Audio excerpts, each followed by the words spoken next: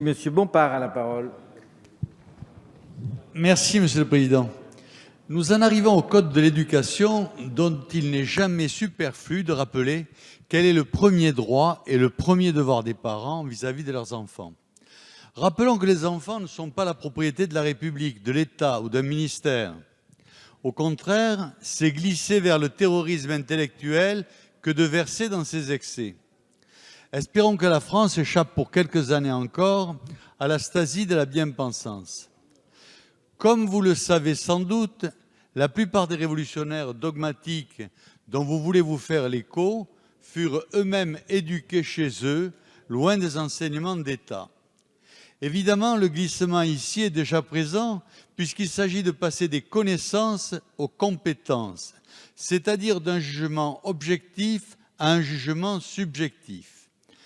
Par ailleurs, notons que les compétences acquises justement grâce à un cadre différent ne seront quant à elles pas évaluées.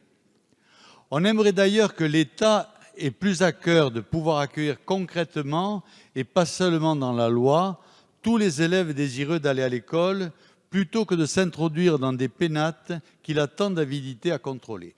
Je vous remercie. Merci, mon cher collègue. Monsieur Blin, pour un rappel au règlement. Non. Oui, mais il faut le demander, hein. Oui, mais il faut que...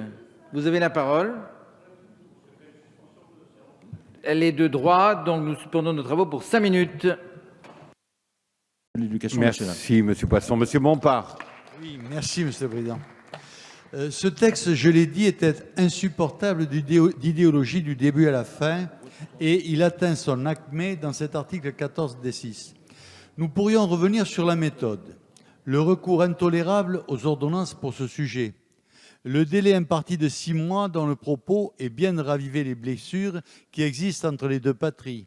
L'intrusion d'un article qui change toute la philosophie du rapport entre les parents et les écoles dans un texte qui n'est rien d'autre que la voiture-balai du gauchisme.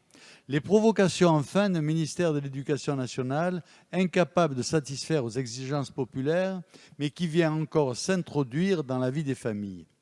Madame le ministre, je veux vous répéter que les enfants ne sont la propriété ni d'un régime, ni d'un ministère, ni d'une philosophie.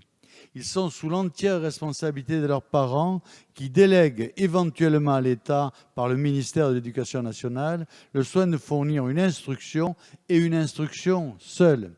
À de nombreuses reprises au cours de ce mandat, la majorité socialiste et le gouvernement ont effrayé les parents par leur visée idéologique. Cet article est donc une nouvelle provocation et prouve vraiment que le bien commun ne vous intéresse pas. Je vous remercie. Merci.